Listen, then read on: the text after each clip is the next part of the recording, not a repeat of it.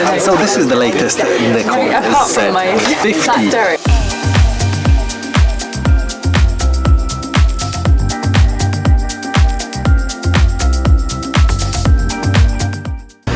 Good morning, it's a sunny day in London, happens very rarely. Today though, we are on a very exciting invite. Nikon has invited me to hopefully show something very special. Most likely, as I'm following some of the rumor websites, it's probably a camera and a couple of other things. So yeah, should be exciting, let's go.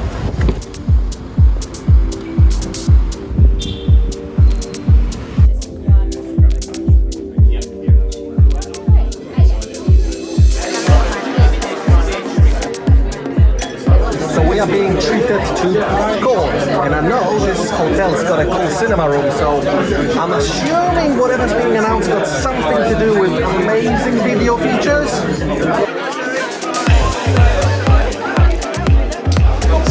Right, we're going in. Let's see what's going to happen.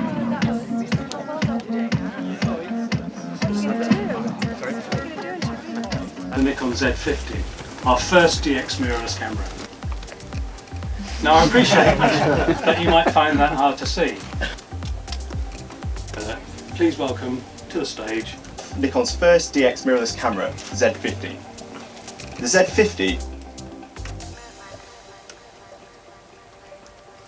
whilst incorporating the optical standard setting and lightweight, whilst making a camera that, well, with a camera body that has a CMOS sensor, 20.88 effective megapixel sensor. This means that the user can select points peripheral to the shot, a compact pancake zoom, f3.5 to 6.3, 4.5 to 6.3, lighting categories, including compact primes, on-screen touch autofocus function to adjust focusing without having to move the screen back up or turn the camera around. It's at the most natural.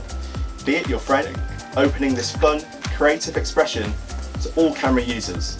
They can utilise a previously released community of consumers using our Z series. In the box you'll find whom are from other markets. You can find this information.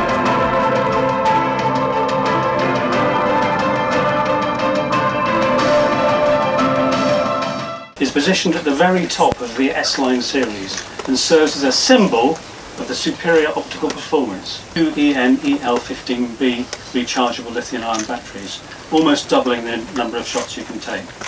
But what I particularly like is that it supports hot swapping of batteries, which is very useful for video. So this is the latest Nikon Z50. It feels quite like the Z6, just slightly smaller. But the best features that I had a chance to try on this camera already are the exact same features of time-lapse that can be done 4K in body, as well as saving the raw files, as there are in the Z6. Exactly same features, same exposures moving, same intervals. I'm also wondering how fast does it save every single photo. On the Z6 it was possible to shoot with a 0.6 shutter every 1 second. I wonder how fast this one is. So currently I've got the 16 to 50mm lens, which is quite a versatile lens. At 16mm it's 3.5, at 50 it's 6.3, so you lose a lot of light. However, it's very lightweight. It uses SD cards here in the bottom, they're right next to the battery. Everyone's got plenty of SD cards, slightly more compatible for everyone than QHD cards. I don't know if they're as fast in writing the files like the Z6. This looks pretty cool. I guess pretty convenient to use. I have a screen underneath, in case you get to see yourself. Yeah, it's pretty alright. I mean, it still haunts me in my dreams. So if you hold this in this corner, your hand then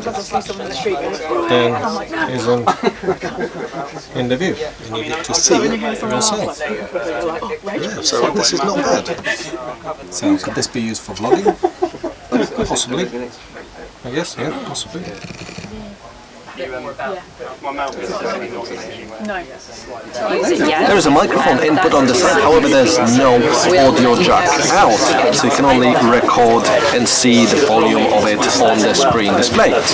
So I was able to quickly check if the camera will actually live charge from a power bank, and it's got the same sort of power, you would say, issue as the Z6 that's being filmed on at the moment, that it only charges the internal battery when the camera is off. It doesn't live charge, so you cannot use the USB connection to the camera for long-term time lapses. But this is where we come to the second big announcement, for me actually the biggest announcement of today: the battery grip. Yes, finally, battery grip with hot swappable 2 batteries from both sides. There's a very neat way how the door hides in the battery grip. I absolutely love that. Will I be ordering one? No, I'll be ordering 2 for both of my Z6s. I was having great luck with shooting on one battery up to 4 to 5 hours, nighttime time lapses or day to night time lapses, but sometimes they were just falling short to what I wanted to shoot so that the sun leaves the frame, where I believe the battery grip will completely solve this problem. 2 batteries is all I need for long-term time lapses. Even probably Astro, I will never need to hot swap a battery. It will just be fine. If it gives me 8 to 10 hours, it's more than plenty. On the battery grip itself, there is a USB port, which is not a data port, I was told, but it wasn't still clear if this port allows you to live charge the batteries, or in the case of Z6 or the Z50, only lets you charge the batteries when the camera is off. Don't know that. It would be cool if it was a live charge. So the price for the battery grip is very reasonable, $179 retail price. They're a year too late, but I absolutely love the fact that it's finally here. Oh yes, and the Noct 58.95 lens was also announced, which looks incredible. So does the price. However, I'm sure the lens is absolutely brilliant. It's far beyond reach of most photographers. Would I use it for time lapses? Maybe. I would have some few ideas. I'd love to try it at some point. Maybe hire it for a few days and see what I can come up with. Hopefully some nighttime time lapses. But it's a very specialist lens. Not everyone will probably ever want to have it, and if some people will have it, I wouldn't be surprised if they stop production of this lens, and after a few years, actually as an investment, this lens become more expensive than it was at first to purchase. So yeah, if there's any collectors out there, this £8,000 amazing lens might actually cost more in the future. That's my small prediction. I don't know if it's gonna happen or not, but yeah, my prediction. I wonder if this lens will be more expensive on the after-sale market at some point.